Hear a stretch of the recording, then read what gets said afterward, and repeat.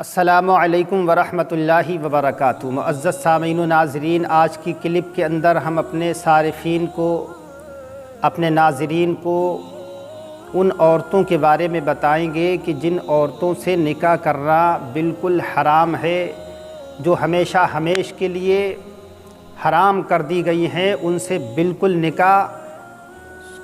صبح قیامت تک ہو ہی نہیں سکتا ہے۔ اور بعض وہ عورتیں ہیں کہ جن عورتوں کے بارے میں لوگ یہ سمجھتے ہیں کہ ان سے بھی نکاح کرنا غلط ہے،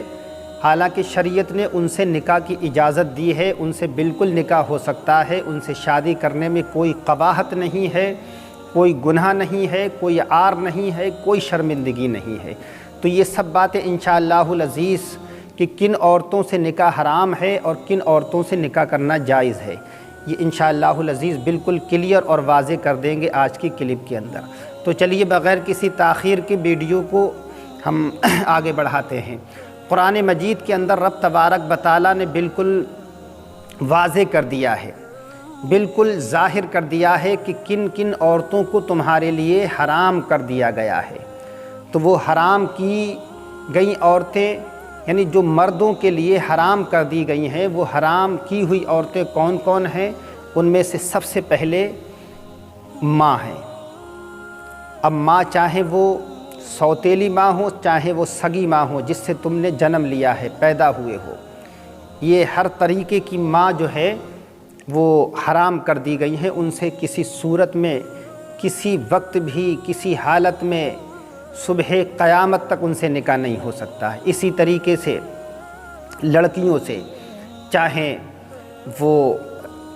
سوتیلی لڑکیاں ہوں، چاہے وہ سگی لڑکیاں ہوں، کسی بھی صورت میں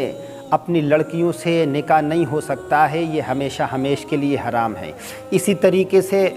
بہنیں ہیں، سگی بہنیں ہیں، چاہے سوتیلی بہنیں ہوں، ان سے نکاح نہیں ہو سکتا ہے۔ اسی طریقے سے پھوپھیاں، جو باپ کی بہنیں ہوتی ہیں ان کو پھوپھی کہا جاتا ہے۔ اسی طریقے سے خالائیں، جو اپنی ماں کی بہنیں ہوتی ہیں، ان سے بھی نکاح نہیں ہو سکتا ہے، ہمیشہ ہمیش کے لیے حرام کر دی گئی۔ اسی طریقے سے سگی بھتیجیاں، یعنی جو بھائی کی لڑکیاں ہوتی ہیں، اور جو بہنوں کی لڑکیاں ہوتی ہیں جن کو بھانجیاں کہا جاتا ہے، یہ بھی حرام کر دی گئی ہیں۔ اور وہ عورتیں جن کا بچپنے کی حالت میں دودھ پیا ہے، اگر کسی نے بچپن کے زمانے میں 2.5 سال کے عرصے کے اندر اگر کسی عورت کا دودھ پیا ہے تو وہ عورت اس کے لیے رضائی ماں ہو گئی، اور اس کی اور لڑکیاں جو ہیں وہ اس کی رضائی بہن ہو گئیں۔ تو لہذا اس رضائی ماں سے یا رضائی بہن سے بھی نکاح نہیں ہو سکتا ہے، وہ بھی ہمیشہ ہمیش کے لیے حرام کر دی گئی ہیں۔ اب جیسا کہ میں نے کہا کہ بچپن کے زمانے میں یا 2.5 سال کی عمر کے اندر اگر دودھ پیا ہو تب جو ہے وہ رضائی ماں کہی جائے گی، لہٰذا اس سے نکاح نہیں ہو سکتا ہے۔ لیکن اگر 2.5 سال کے بعد میں اگر کسی نے دودھ پیا ہے، حالانکہ یہ جائز نہیں ہے کہ 2.5 سال کے بعد میں کوئی کسی کا دودھ پیے، تو اس وقت حرمت رضاعت ثابت نہیں ہوگی، یعنی پھر وہ عورت اس کے لیے حرام نہیں ہوگی۔ پھر رب تبارک و تعالیٰ نے آگے فرمایا، جو قرآن مجید کی پوری آیت ہے اس کے اندر جو پوری وضاحت کی ہے رب تبارک و تعالیٰ نے، کہ تمہاری پھر بیویوں کی مائیں، یعنی جو تمہاری بیویاں ہیں ان کی مائیں تمہارے لیے حرام قرار دے دی گئی ہیں، ان کو ہمیشہ ہمیش کے لیے تمہارے لیے حرام کر دیا گیا ہے، ان سے بھی نکاح نہیں ہو سکتا ہے۔ اسی طریقے سے تمہارے لڑکوں کی بیویاں جو ہے وہ سسر کے لیے جو ہے وہ ہمیشہ ہمیش کے لیے حرام کر دی گئی ہیں۔ ایک سسر کا نکاح اپنی بہو سے، یعنی اپنے لڑکے کی بیوی سے نہیں ہو سکتا ہے، اس کو رب تبارک و تعالیٰ نے سسر کے لیے ہمیشہ ہمیش کے لیے حرام کر دیا ہے۔ اسی طریقے سے 2 سگی بہنیں ایک ساتھ میں جمع نہیں ہو سکتی ہیں، ان کے ساتھ میں نکاح نہیں ہو سکتا ہے، یعنی اگر ایک سگی بہن نکاح کے اندر ہے تو اسی وقت میں دوسری سگی بہن سے نکاح نہیں ہو سکتا ہے۔ وہ بات اور ہے کہ ایک بہن کا انتقال ہو جائے تو دوسری بہن پھر اس کے ساتھ میں اس کا نکاح ہو سکتا ہے، لیکن ایک وقت میں 2 سگی بہنوں کو جمع نہیں کیا جا سکتا ہے، یہ بھی حرام ہے۔ تو یہ وہ عورتیں تھیں کہ جن کو رب تبارک و تعالیٰ نے ہمیشہ ہمیش کے لیے حرام کر دیا ہے، ان سے صبح قیامت تک نکاح نہیں ہو سکتا ہے۔ لیکن اس کے علاوہ پھر جو بھی عورتیں ہیں ان سے نکاح ہو سکتا ہے، لیکن ہاں ایک عورت ہے، وہ عورت جس سے زنا کیا گیا ہو، جس سے اگر کسی نے بدکاری کی اور بدکاری سے زنا سے جو لڑکی پیدا کی، جو لڑکی پیدا ہوئی، اس لڑکی کو بھی ہمیشہ ہمیش کے لیے حرام کر دیا گیا ہے، وہ لڑکی بھی اس شخص کے نکاح میں نہیں آ سکتی ہے۔ تو یہ وہ عورتیں اور وہ لڑکیاں تھیں جن سے کسی صورت میں نکاح نہیں ہو سکتا ہے، کسی حالت میں نکاح نہیں ہو سکتا ہے، لیکن اس کے علاوہ تمام کی تمام لڑکیاں، تمام کی تمام عورتیں حلال ہیں، چاہے وہ چچا زاد بہنیں ہوں، چاہے وہ چچا زاد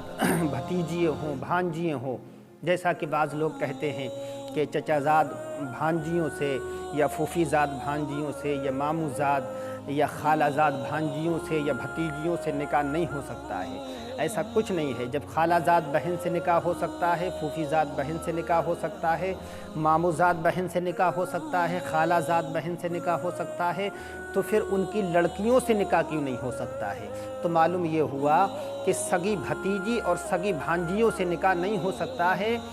اور اس کے علاوہ چاہے وہ چچا زاد بھتیجی ہوں، چچا زاد بھانجی ہوں، ماموں زاد بھتیجی ہوں، ماموں زاد بھانجی ہوں، چاہے وہ خالہ زاد بھتیجی ہوں، خالہ زاد بھانجی ہوں، اسی طریقے سے پھوپھی زاد بھتیجی ہوں، پھوپھی زاد بھانجی ہوں، سب سے نکاح ہو سکتا ہے۔ جن جن لوگوں کے بارے میں رب تبارک و تعالیٰ نے اچھی طریقے سے واضح کر دیا ہے، قرآن مجید کے اندر بیان کر دیا ہے، ان کے علاوہ تمام عورتوں سے نکاح کیا جا سکتا ہے، بالکل ہو سکتا ہے۔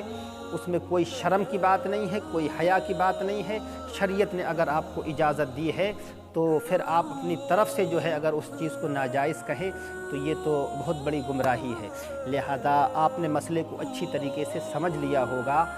لہذا مجھے امید ہے کہ آپ اس ویڈیو کو مکمل طریقے سے دیکھیں گے، اور اس ویڈیو کو چونکہ بڑی اہم ویڈیو ہے، اس کو اپنے دوسرے دوستوں کے اندر بھی شیئر کریں گے۔ اللہ تبارک و تعالیٰ کی بارگاہ میں دعا ہے، مولا الکریم ہم سب کو اس طریقے سے مسائل سیکھنے اور اس پر عمل کرنے کی توفیق عطا فرمائے۔ وما علینا الا البلاغ۔ السلام علیکم ورحمۃ اللہ وبرکاتہ۔